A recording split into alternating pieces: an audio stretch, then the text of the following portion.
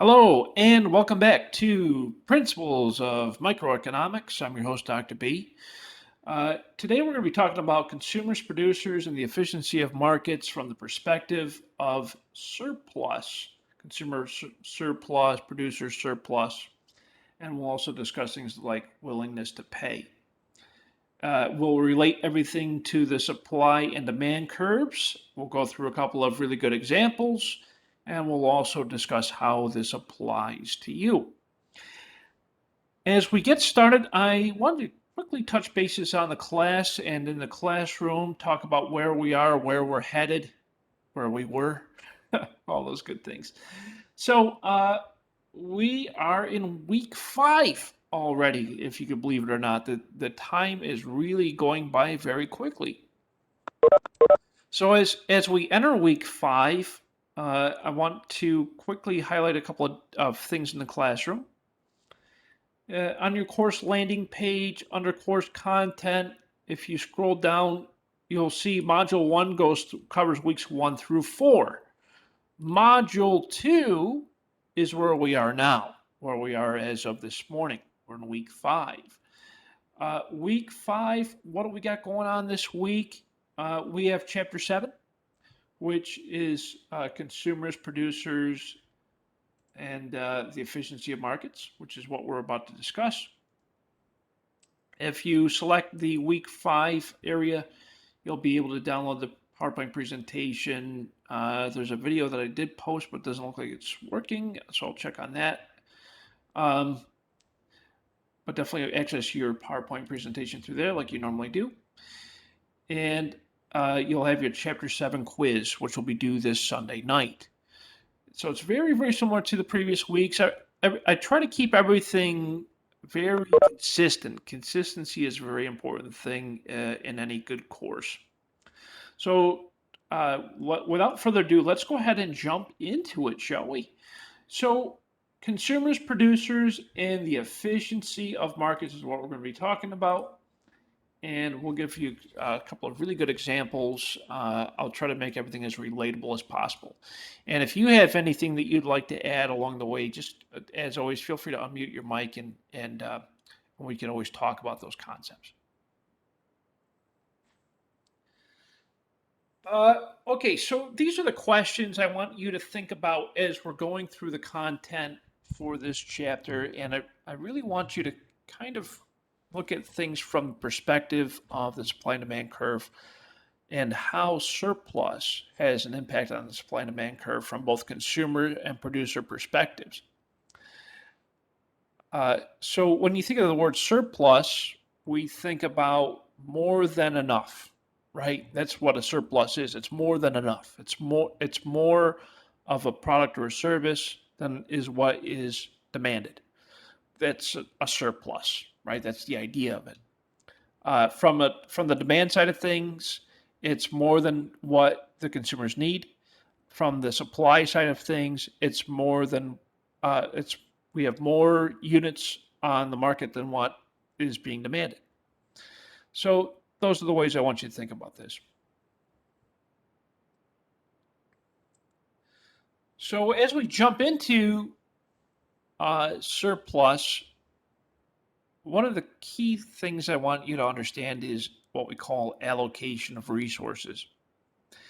The allocation of resources is how much we need to produce. That's allocating. The idea of allocation is we identify how much we need to produce of certain goods and services, who's producing it, and who's consuming it. We identify our stakeholders, right? That's how you allocate something. For example, we allocate time for this class. We allocate an hour and 20 minutes a week to this class to discuss the content. That's allocation. We're allocating, we're designating a certain amount of time toward a product. The product is the class, right? And so who's producing it? Well, myself and you, we're producing it together. Who's consuming it? We all are. We're consuming the information. So we're allocating time, right? That time is a resource. Uh, Another way to think about this is when you're producing something, a product, we'll say, there are three things that go into producing a product. There's raw materials, there is direct labor, there is factory overhead. These are what goes into manufacturing a product. And we'll talk more about those costs, but there, of course, are costs made to produce a good. There's direct materials, direct labor, and factory overhead. Those are the direct things that allocate the cost of a good. Those are all inputs, those are all resources. So we identify our resources through allocation, allocating it to the production of a product. Who's doing it? Who's consuming it? Those are parts of the allocation. And there's this thing called welfare economics. This is the study of the allocation of the resources and the effects of the economic well-being. In other words, how well the resources we have allocated are being utilized. That is welfare economics. We'll talk more about those. How do we know how much to produce? Excellent question. A lot of this has to do with the buyer's willingness to pay for a good. We call this willingness to pay. What this means is there's a certain price that you're willing to buy a product for. If it goes above that price, you're less willing to buy it for that price. If the price skyrockets on something that you really want, there's a good chance you're not going to want to buy that if the price goes too high. So we call that willingness to pay. There's certain products out there that you're willing to buy it for at a certain price. So that's willingness to pay. And a lot of that has to do with how much the buyer values the good. For those of you who own your own business, you probably have a good understanding of this concept. And that's how you make pricing decisions, how much to sell something for. We know how much it costs you to buy the product. How much to set the sales price for is totally different. So there are two key differences I want you to understand. One is the cost of a product.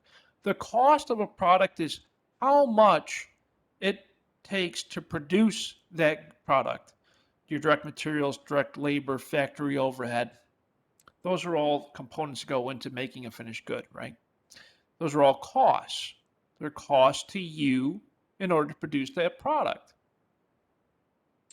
Another form of a cost of a product is if you're in the business of, we'll say you sell makeup and you purchase that makeup from a distributor, the cost to you to purchase it from the distributor is the cost of the goods.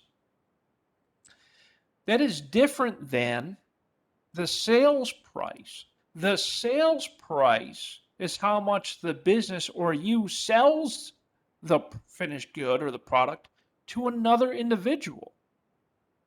And that sales price is oftentimes determined by how much the buyer values that good or that product. An example of this would be an iPhone. We'll say it's an iPhone, okay? But an earlier version of the iPhone. Because the iPod, I don't even know if they make those anymore. So we'll say it's an iPhone. Okay? So in this example, and just pretend that iPhones are cheap. We know that they're not, but let's pretend they are. Because remember, this was published a couple years ago, so prices were a lot lower back then. Okay, so let's take a look at this example. We have 4 potential customers, and these 4 potential customers are willing to pay a certain price to purchase the iPhone app. Anthony's willing to pay 250. Chad, 175. Flea, 300. John, 125. If the iPhone costs 200, if the price of the iPhone is $200, what is the quantity demanded? Okay, so if the price is 200, based off of the willingness to pay, we can determine that the quantity demanded is 2. How did we figure that out? Well, if the price is 200, and based off of the willingness to pay, there is Anthony is willing to pay up to 250. Flea is willing to pay 300. If the price is 200, those two individuals are willing to buy it. Does that make sense? Any questions so far? Willingness to pay? You would also call this willingness to buy. Does it make sense? Good. Okay, great. Thank you, Asia. Appreciate that. Now, if you wanted to figure this out graphically, we can create a demand schedule, which in turn helps us to create the graph. This is very easy to do in Excel. Okay. This demand schedule tells us what the demand is at each price point. So if the price is $301 and above, who wants to buy it? Well, no one, because the highest amount of the willingness to pay is 300. Flea's only willing to pay 300. If it's 301 and above, no one wants to buy it. Makes sense. So the quantity demand would be 0 at 301 and above. What about this next range, 251 to 300? Well, there's one person that's willing to buy it at $300. So 251 to 300. There's only one person. Anthony's willingness to pay is at a maximum of 250. So he would be out. But Flea, she's willing to buy it at 300. So one person. What if the price point is between 176 and 250? In this case, there are two individuals that be willing to purchase at that price point. We got who do we got? We got Anthony and Flea. So there's two. The quantity demand would be 2 at 176 to 250.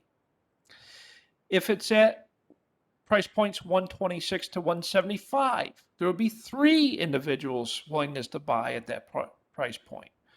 We got Chad at a maximum 175, Anthony 250, Flea 300. So it'd be 3. And 0 to 125, all 4 of them will be willing to buy at that price. So if we graph this out, we get this really interesting demand curve that you can see is very jagged, right? It's flat, it goes down, it's flat, it goes down, it's flat, it goes down. What this represents is the price point for each individual to purchase. So at 300, at one person, that's Flea. 250, at price point 250, there's 2 people. Price point at price point 176 to 250 is 2. 126 to 175 is 3. 0 to 125 is 4. So this is how we would represent the demand curve graphically based off of the willingness to pay. And we see they call it a curve. Is it a curve? Yeah, I guess so. It's a graph, but because of how sharp it is, right? But the sharpness represents the the quantity demanded, right, at the price. And it's the reason why it shows flat like that is because it's based off of ranges. If it were based off of like specific numbers, it'd be more of a slope.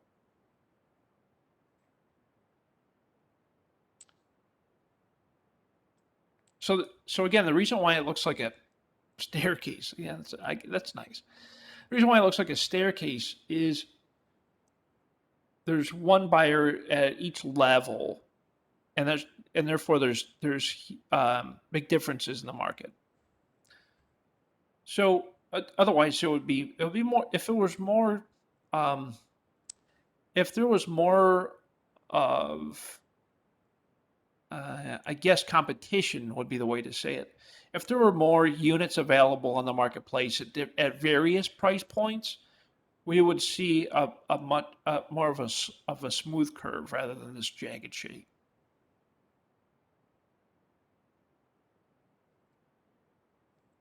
So each flat part represents the willingness to buy the the quantity demanded at those specific prices, and the willingness to buy, willingness to pay, shows us that that difference. That's again leads to this type of jagged step-shaped demand curve. So that's the demand side. Any questions on the demand side before we go to the supply side? Good so far? Okay, great. Now, sticking with our same four individuals, let's look at it from the perspective of the consumer surplus.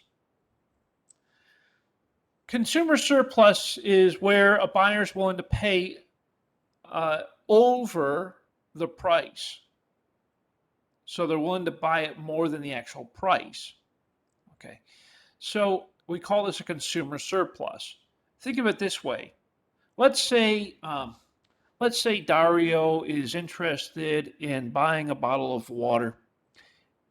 He's got $2 in his pocket, and he goes to 7-Eleven, and he walks in, and there's only one kind of bottle of water that they sell, okay, and they sell that for $1.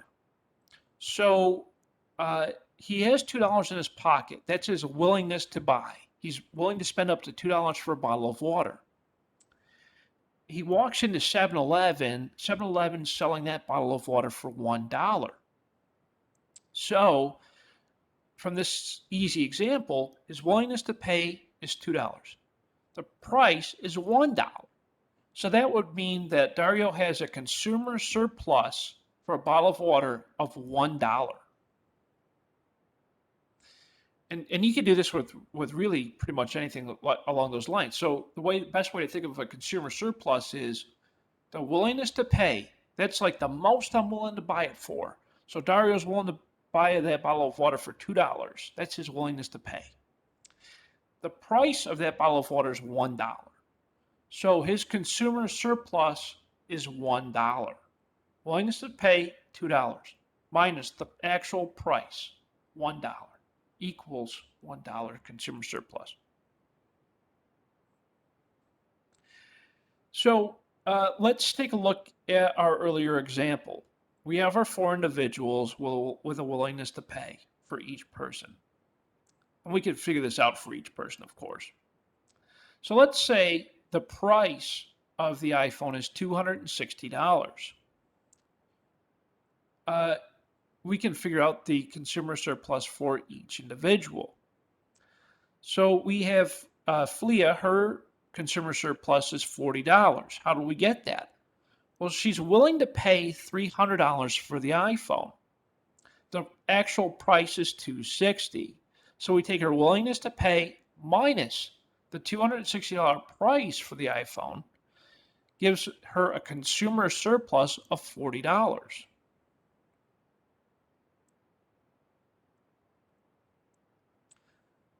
And we could do that same concept with everyone else, right? It would actually be a consumer shortage for everyone else. The reason why it would be a consumer shortage for everyone else is because if the price is $260, that is above their willingness to pay. Make sense?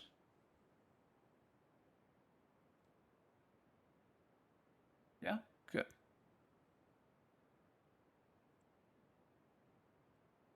So looking at the consumer surplus from the demand curve, consumer surplus, again, to find the consumer surplus, we take their willingness to pay minus the actual price. In this case, $40 for Flea. We can look, let's say, let's take it from another example. Let's suppose the price drops from $260 to $220. Flea's consumer surplus would be $80. Her willingness to pay is $300 minus the actual price of $220, gives her a consumer surplus of $80. Now we could take other individuals into account. Anthony's willingness to pay is $250. If the actual price is $220, that gives Anthony a consumer surplus of $30. To find the total consumer surplus, we add all of the individual consumer surpluses together. Flea's consumer surplus was $80. Anthony's consumer surplus is $30. 80 plus 30 is 110.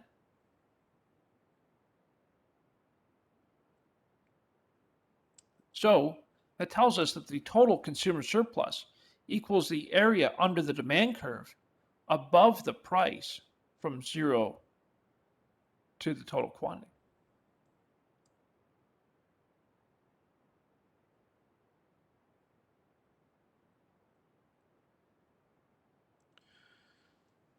So as we further examine consumer surplus, we identify that there are lots of buyers in a smooth demand curve.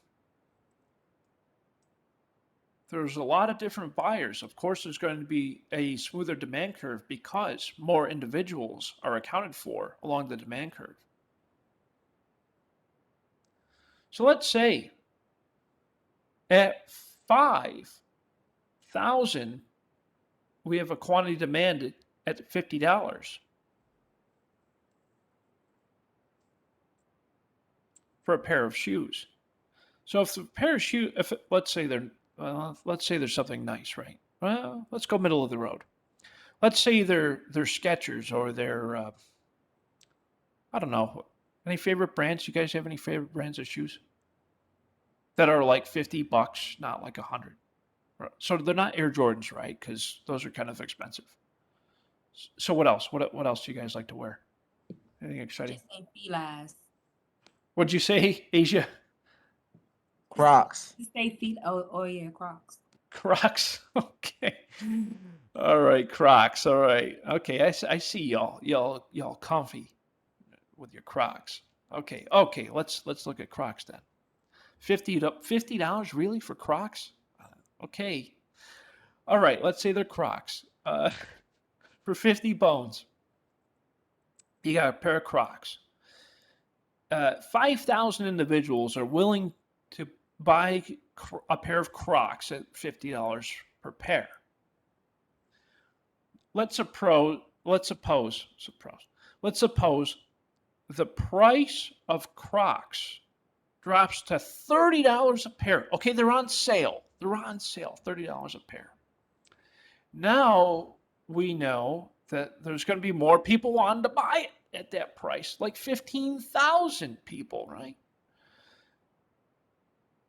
So what's the consumer surplus in that change?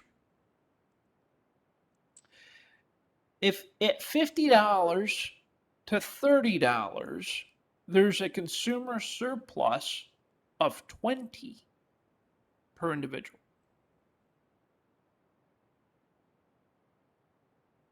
Now look at that, amazing. The price drop. Okay, so we got it all the way at 60 at the high end. Okay, the price came down to $30 a pair. We got 15,000 individuals willing to buy it at that price. Now we can triangulate. Triangulate's a fancy word. We can triangulate the area. We can measure the area of the consumer surplus. And the consumer surplus area is between the price at its highest point, where the axis meets, and to the price point of the product. So, as you may remember from a really long time ago, when y'all were going through geometry, maybe, I don't know, geometry, we can find the area of a triangle. We take base times height times 0.5. Base times height times 0.5 will get us the area of a triangle. The height is along the price point. 60 minus 30 equals 30. And 15 is our quantity. So we have our height is 60 minus 30 equals 30. So we got 30 for our height. Our base is 15. How do we find 15? 0 to 15. Times 0.5, or half, gets us a consumer surplus of $225. Good old geometry. You probably never thought, oh man, Dr. B, I never thought I was going to use geometry in an economics class. Well, here you go. This is it. That's how you find, graphically, of course, that's how you would find a consumer surplus. Especially when there's a lot of different buyers.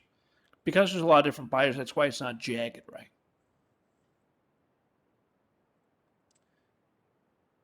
So if the price is higher, price goes up for Crocs, goes up from $30 to $40, back to like a regular price, we'll say. It's no longer on sale. Went up to 40. So, okay, your pair of Crocs is no longer on sale, went back to $40 a pair. There's going to be less people willing to buy it at that price. That's obvious. You know that. That's a part of the supply and demand logic. That's the part of the law. The demand law tells us the higher the price, the less people willing to buy it. So, in saying this, we would expect less people to want it. So there's less demand for that product. Less people want it. The quantity demanded is lower. So at $40 a pair for the Crocs, we got 10,000 people willing to pay it for that price. So that means our consumer surplus has changed. Our height is 20. 60 minus 40 is 20. Our base is 10. Our base is 10, 0 to 10. Times 0.5 gets us to $100 consumer surplus. Is $100. Y'all understand this concept? I know graphically, right? Like I said, who thought we would be using geometry, especially in economics?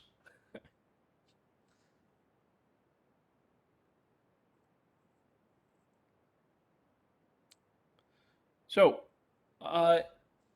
why the reduction of consumer surplus? Well, simple economics tells us higher price, less people want to buy it at that price, or willing to buy it at that price. So, buyers leaving the market, they're no longer interested in the Crocs at that price. And the other ones are the consumers that are still there, they're willing to pay the $40.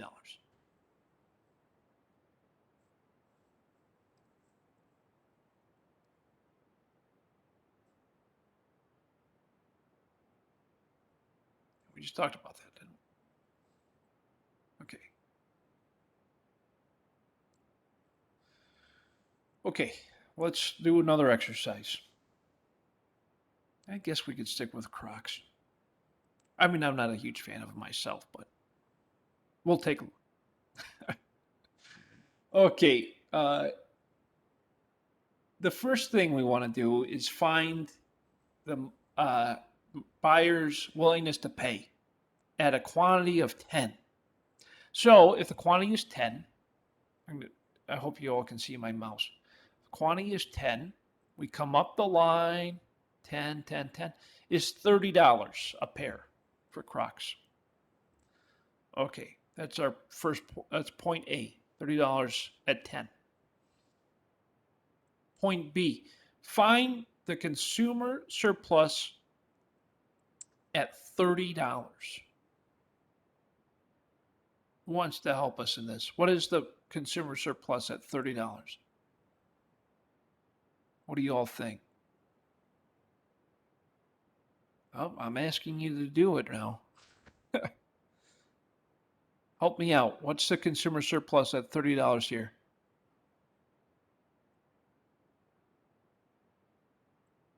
Remember the formula for the triangle. We're finding the triangle here. If the price is 30 and there's 10 people willing to buy it at 30, 10,000 at 30. My base is 10. What's my height?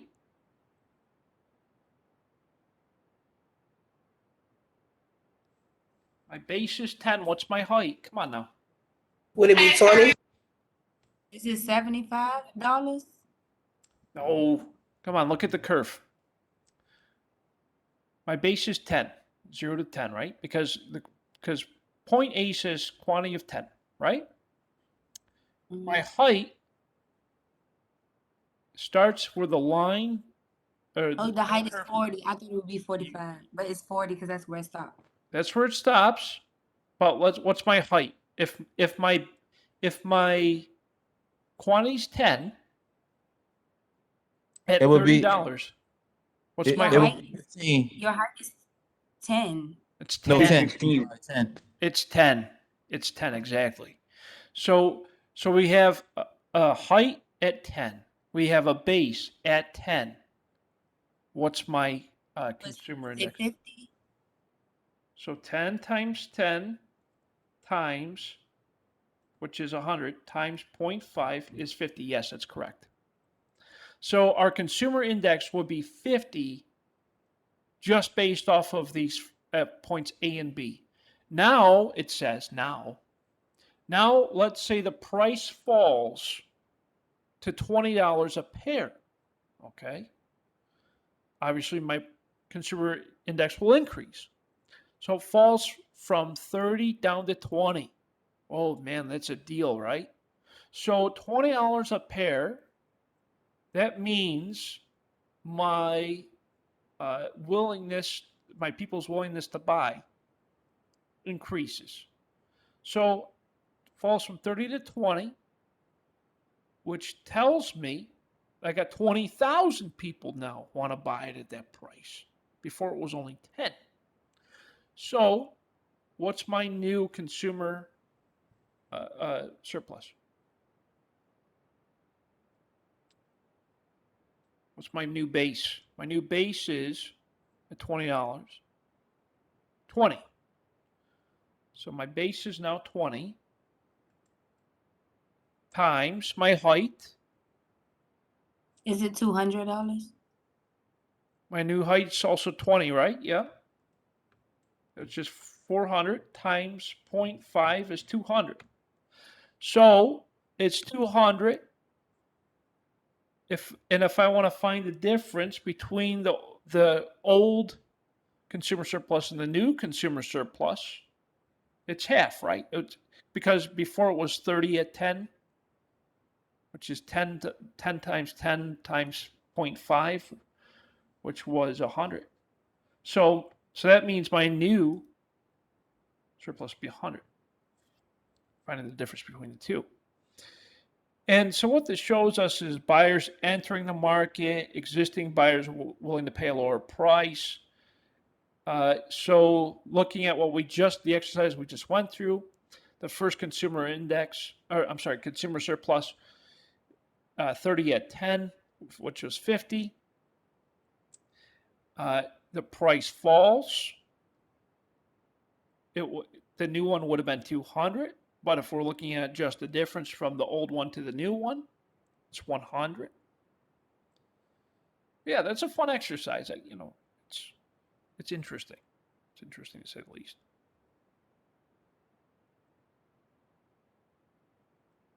So that's consumer surplus. Any questions on consumer surplus before we jump into the producer side of things? That was a fun little exercise. You all good? Okay.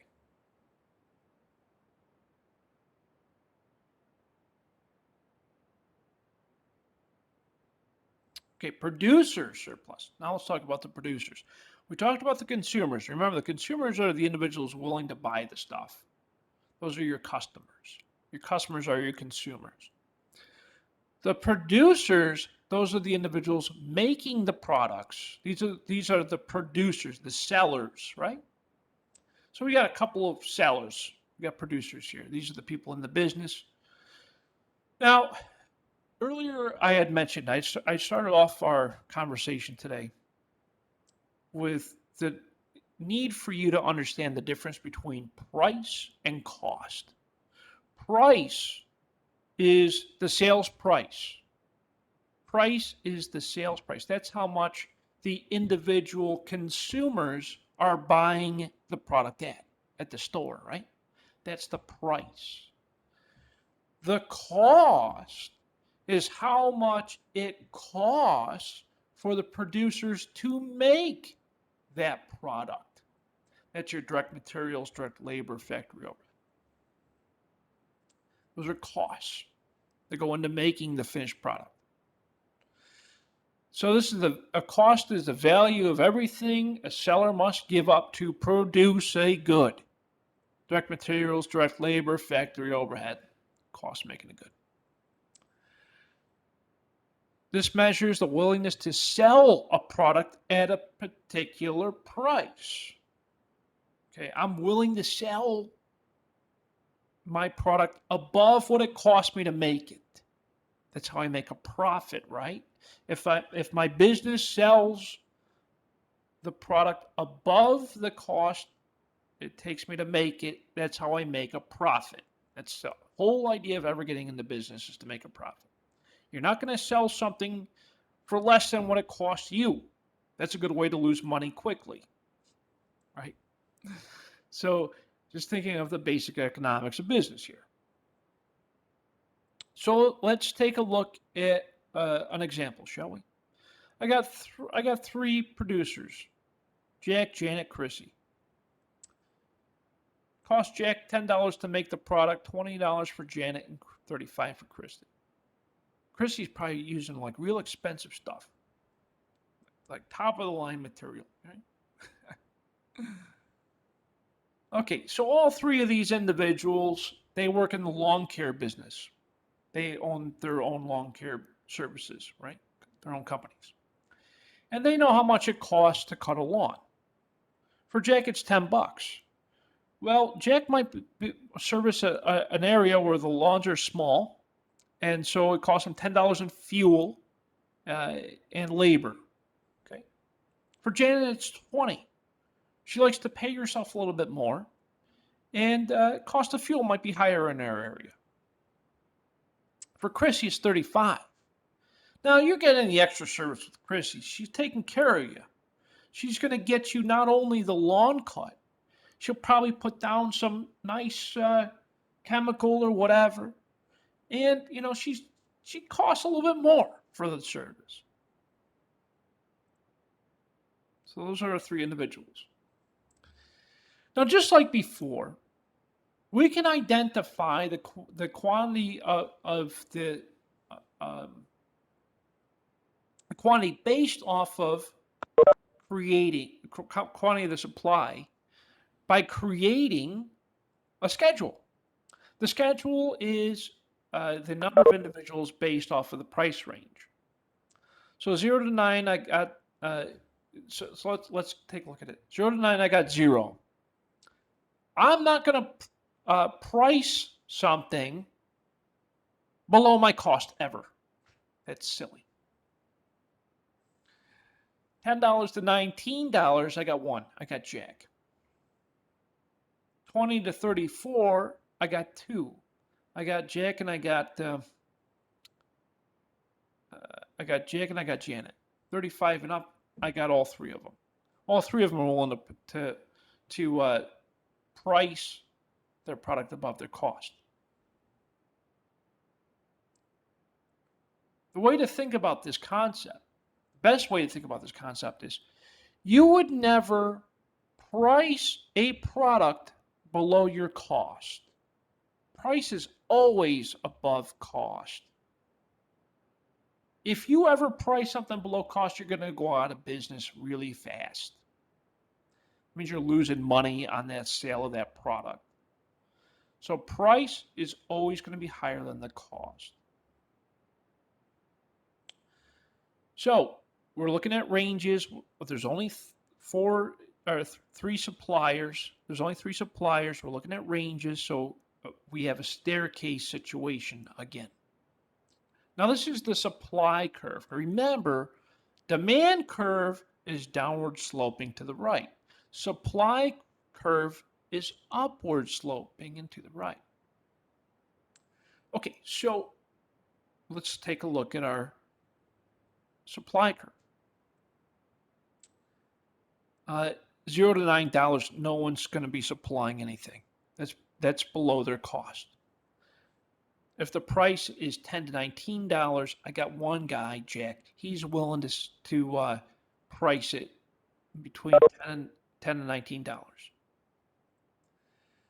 I got 2 in between $20 and $34, and I got 3, $35 and up.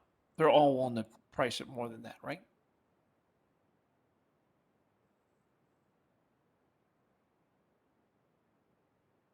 Okay. At each quantity, the highest of the supply curve is the cost of the marginal seller. I'm going to throw a couple new terms at you, okay? Marginal seller is the seller who would leave the market if the price were any lower.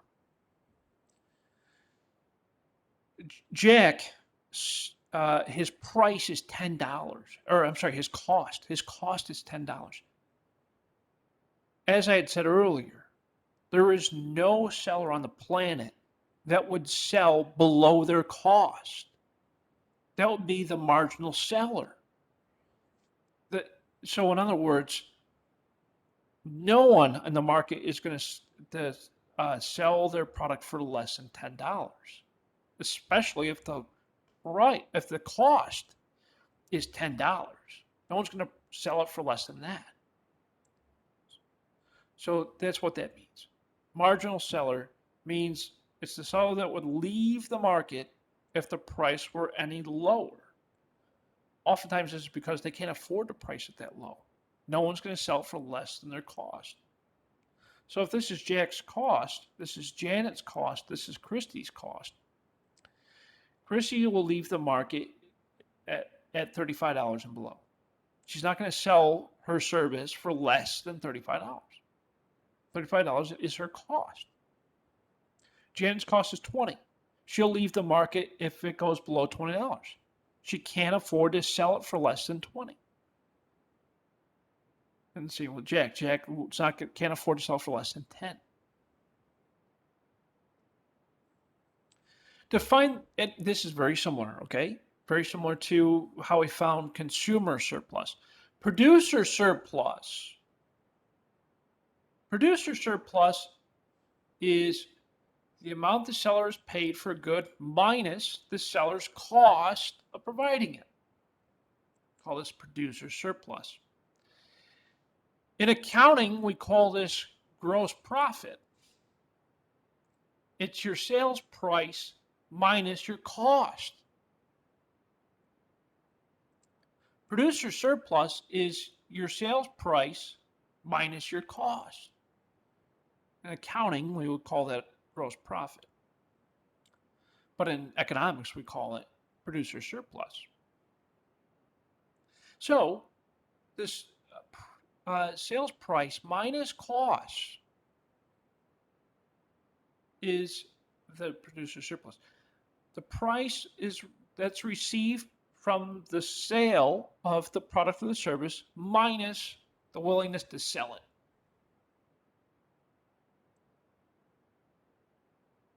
So looking at our three individuals, the price minus the cost. Let's suppose Jack is selling his lawn service for $25 a lawn. Now remember, Jack's cost is $10. So his price, $25, minus his cost, $10. That gives Jack a price surplus or producer surplus of $15. Let's say Janet is selling her lawn service for $25. Her producer surplus would be $5 a lawn because Janet's cost is $20. Remember, the price, $25, minus the cost, $20 for Janet's $5. And Chrissy is not going to sell it all because $25 price is below her cost. So she can't sell it below cost. She'll go out of business. The total producer surplus in this example is 20. How we got 20? Well, Jack's producer surplus is 15. Janet's is 5. 15 plus 5 is 20. Make sense so far? Y'all good? Y'all sleeping? Uh-huh. Y'all okay, right? All right. Thank you, Dario. Thank you, Asia. Just making sure now. Y'all awake. Okay. Now, looking at the producer surplus, when there's a lot of sellers in the marketplace. Now, the earlier example, we only had 3 people selling lawn care service. If there's a lot of lawn care services in the area, the slope would be a lot smoother. Just as it would be with the supply of shoes. Okay, now we got a lot of people selling Crocs. Before we had a lot of people buying them. Now we got a lot of people selling them. So let's say we got multiple Croc manufacturers. We got a lot of Croc sellers. You know, you got a lot of different shoe stores, right? You got Shoe Depot. Well, I was going to say you used to have Payless, but they're gone now. So you got Shoe Depot. You got actually there really aren't that many shoe sellers, are there? Let's say there's a lot of shoe sellers. Okay. Let's take a look at our example. So our seller sells a pair of Crocs for $40. That's the sales price. At that sales price, I have 15,000 people selling Crocs.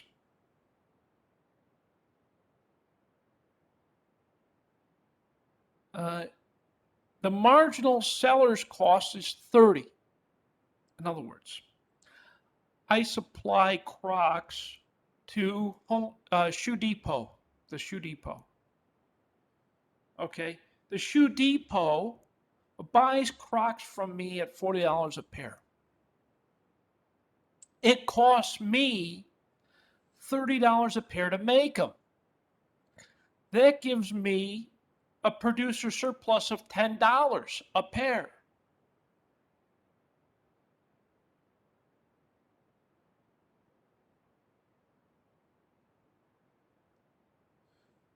Now let's suppose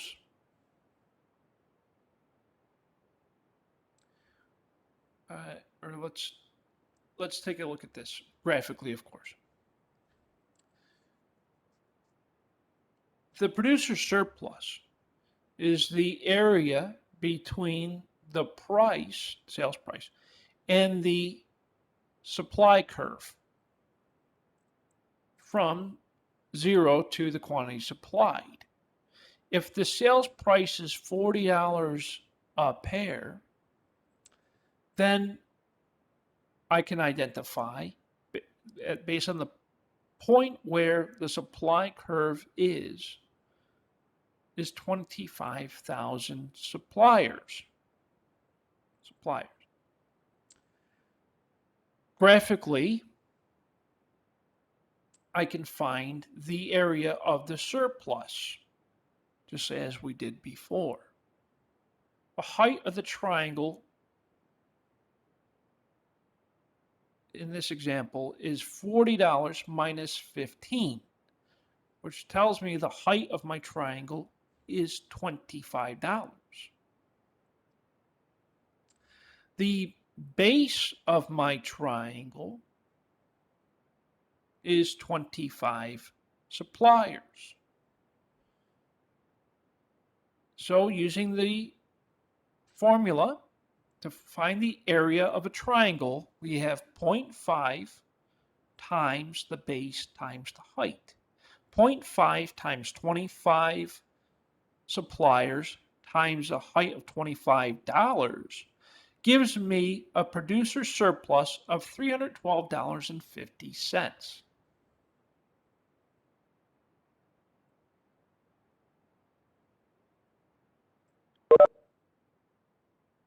If the price falls, oh, I hate when the price falls. If the price falls to $30 per pair of Crocs, then of course my producer surplus also must change.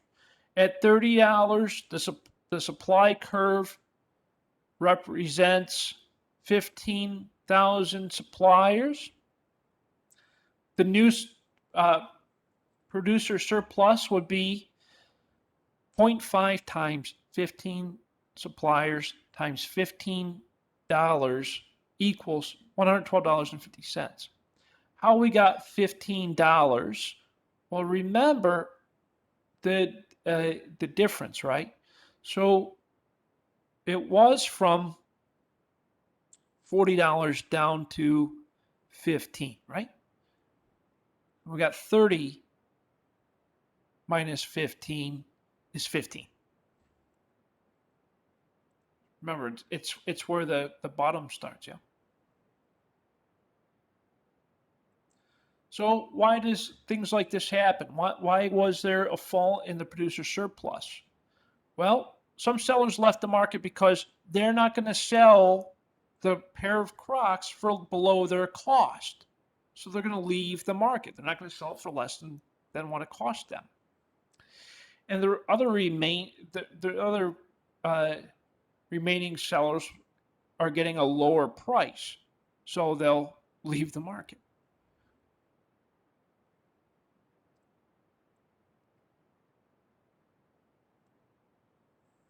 Okay, let's take a look. A new example. We have point A given to us. The seller's cost is $10 a unit. Okay, so if we go $10 a unit cost,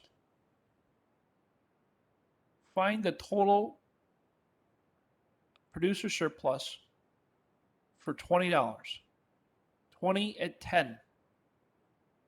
Okay, so my base is 10. My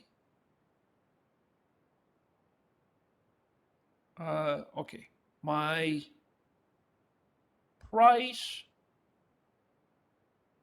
base is 10, my price is 20, my cost is 10.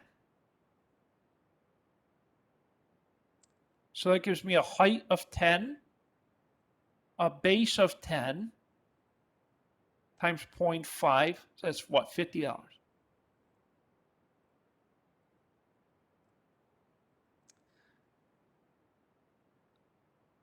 let's say the price rises. What's the new price? Price rises to 30.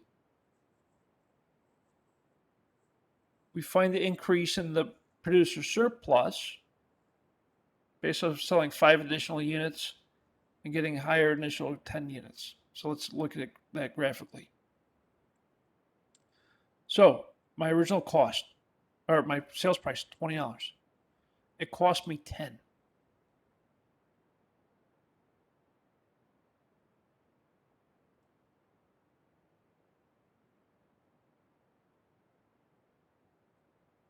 So it's very similar to the previous example. Any questions so far? We're okay.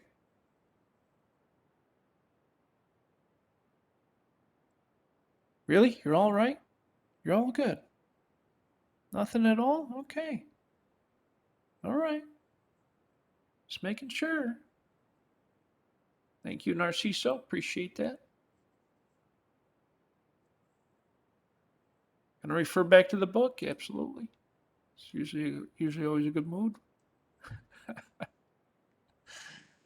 Okay. Now that we have a good understanding of consumer surplus and consumer surplus and producer surplus, now we can find total surplus. Now remember, in economics, we have supply, we got demand. We know that the two cross each other at some point. We know that to find the total surplus, we take the total consumer surplus plus the total producer surplus. That gives us total surplus. Consumer surplus is the value to the buyers minus the amount paid by the buyers. The producer surplus is the amount received by the sellers minus the cost. Price minus cost. Sales price minus cost. That's producer surplus. For the consumer surplus, it's the willingness to pay, minus the price paid. So that tells us that our total surplus is the value to the buyers minus the cost to the sellers. Value to the buyers minus the cost to the sellers. That's the total surplus.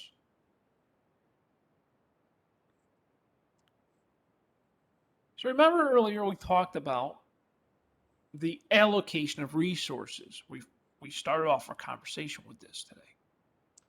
The allocation of resources is the allocation of things like time, direct labor, direct materials, factory overhead. All of those things go into manufacturing a product or making a product. Those are your costs associated with making a product. We're allocating those resources into manufacturing a product. When we talk about the allocation of resources, it's not just time, it's not just materials, it's not just overhead. There are other things that are in factor. In an economy, a market economy, we look at the allocation of resources based off of desirability. In a decentralized economy, the allocation of resources is determined by the interactions of buyers and sellers. Interactions between buyers and sellers represents transactions between buyers and sellers. It is the suppliers, and which are the sellers, and the demand, which is the buyers, right? And we can find the total surplus based on the how we measure society's well-being. Society's well-being is simply individuals within the society willing to buy. If they're willing to buy, that represents their well-being. I call it well buying. Right?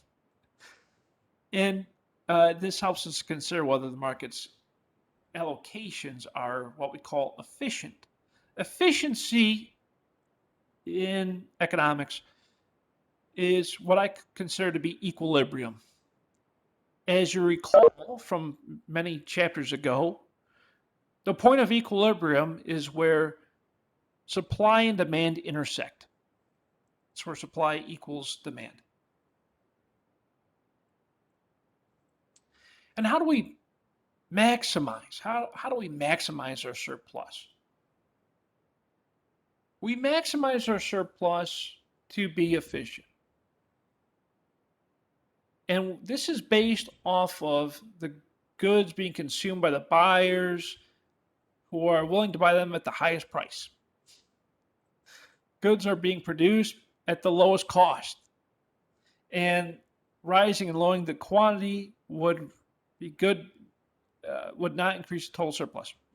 So, in other words, how does a business maximize its profits? Well, it's simple. You maximize the sale price and you lower your costs as much as you can. Low cost, high sales price equals a larger gross profit, right? Makes sense. Higher revenue minus lower cost equals a higher gross profit. The same concept applies to the economy, right? The more that individuals are willing to purchase, if you're willing to purchase at a higher price and the producers are selling it to you at a lower cost, then there's a greater efficiency, which means a greater amount of surplus.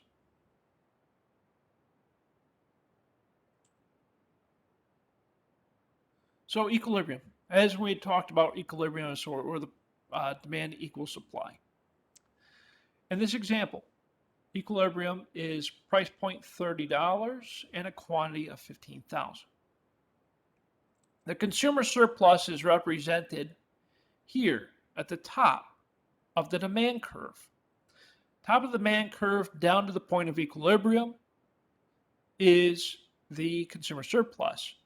In this case, we have a base of 15 and a height of 30. The producer surplus is represented by the surplus line at 0 to the point of equilibrium. And of course, at the price. So, in this case, we have a base of 15 and a height of 15. The consumer surplus and the producer surplus added together represent the total surplus. Is this market equilibrium efficient? Excellent question.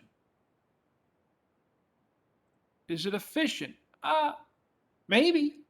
I think so. Why is it efficient? Well, most of the buyers are willing to pay is above the price.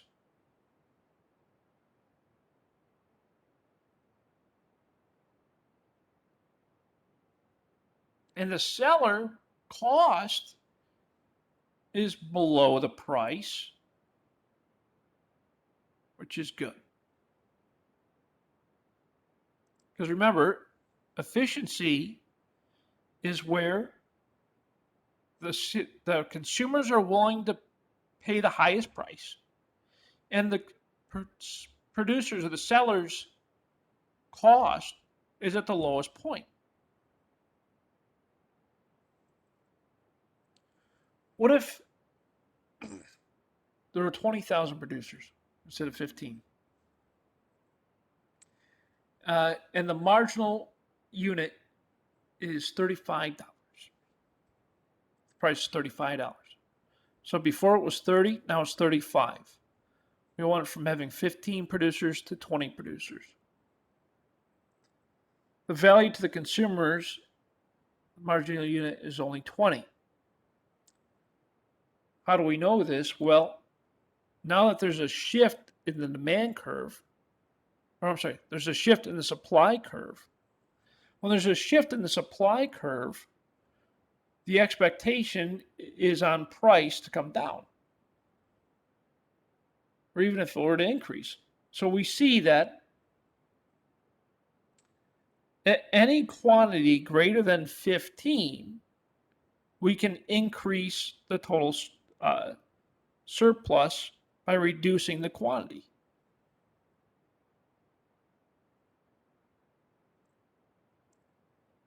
At a quantity of 10, the cost of producing is 25, which would give us a possible price point of 40. So we can increase the surplus by increasing the quantity.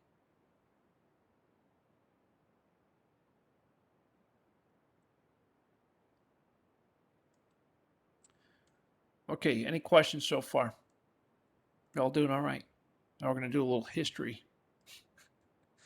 Economics is full of surprises. First, I had you guys learning geometry, now a little bit of history. I know, right? Fascinating. Adam Smith. Adam Smith, one of the founders of our country, one of the founders of modern economics. Very interesting quote from history.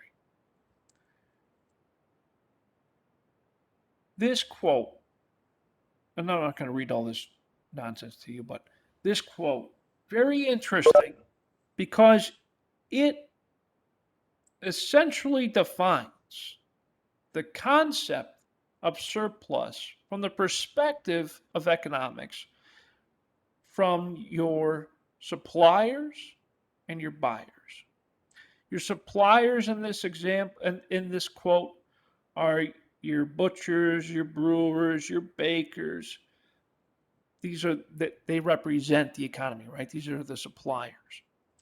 And then you have the other side that represents the economy, which are your buyers. These are the people that go to the butcher, they go to the brewer, the baker, so forth and so on.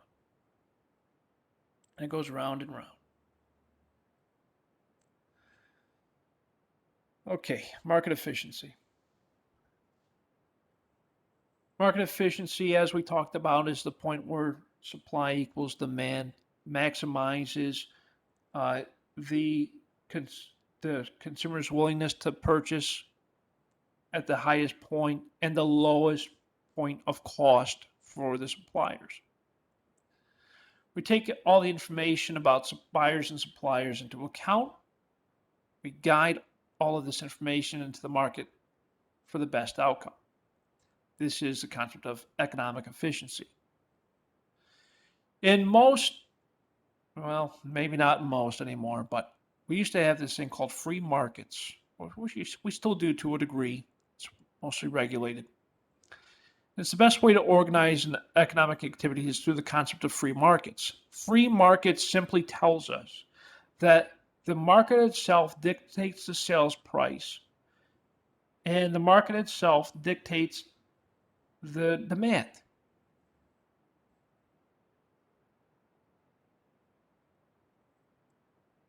It always tells us the variability based off of that information. There are forces of supply and demand, as you would expect with anything else. This is where we allocate resources Allocating resources efficiently has impacts on the forces of supply and demand. There are a couple of assumptions that we make on how markets work. We think of markets being perfectly competitive, and oftentimes they're not, but from an ideal perspective, we think that they're competitive.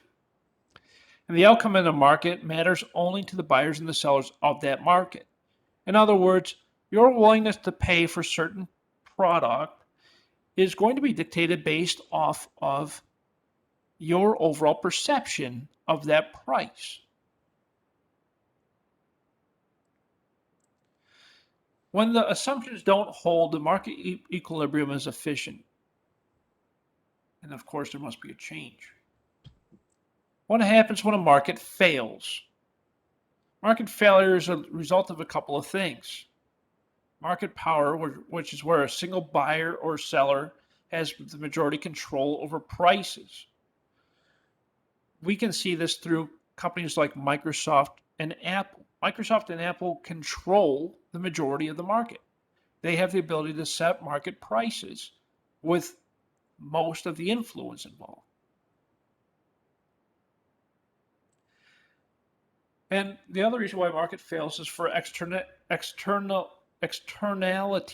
I think I said that right. External factors. For decisions of buyers and sellers affect people who are not participants in the market at all.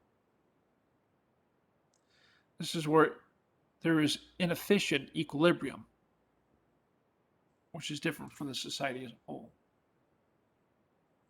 So in summation, consumer surplus, buyers' willingness to pay minus what they actually pay. Buyers' willingness to pay minus the price. That's consumer surplus. Producer surplus. It's the price, sales price minus their cost of production. Price minus cost. That's producer surplus. The area above the price and above the surplus curve is the producer surplus. The area below the demand curve and above the price is the consumer surplus. Equilibrium is where supply and demand meet, and ideally maximizes total surplus. And to remember, markets do not allocate resources efficiently in the presence of market failures, anything external or market powers. And my friends, it's the conclusion of Chapter 7. Any comments, questions, concerns at all that you have about consumers, producers, market efficiencies, anything else, anything at all, really? I'm open to opening the floor. Anything at all, any questions? I see most of you doing very well in the course. So I want you to understand where we're at. We're in week 5. So what you have due by Sunday night is we have our Chapter 7 quiz. If you missed any assignment, any quiz or whatever, I will allow you to submit it late. But I will, of course, I'll apply a penalty. So please, if you missed anything, get it in to get your grade up. Most of you have not missed anything, which is amazing. So thank you. Don't miss anything. Keep being on time. Very important to be on time. Be early if you want to. You're more than welcome to work ahead, too. If you're ever like, oh, this class is going too slow, I'm going to go ahead and work ahead. That's fine. I'm okay with that. Any comments, questions, concerns before we call it a night? Y'all good? You can still hear me? You're still there? Yes, we good. We hear you, Professor. Yeah, I hear you. Thanks, Jazz. I appreciate you. Okay. If you need anything, you need any help with anything, you just let me know. Reach out to me by email. Call me. Set up office hours. Whatever it takes, I'm here for you 100% of the time. As always, I want you to do the following. Stay safe. Wash your hands. Do the right things. And I'll see you all again on the same time, same channel next time. Thank you all so much. Appreciate all of you. Have a wonderful, wonderful night. Thank you so much. Bye-bye.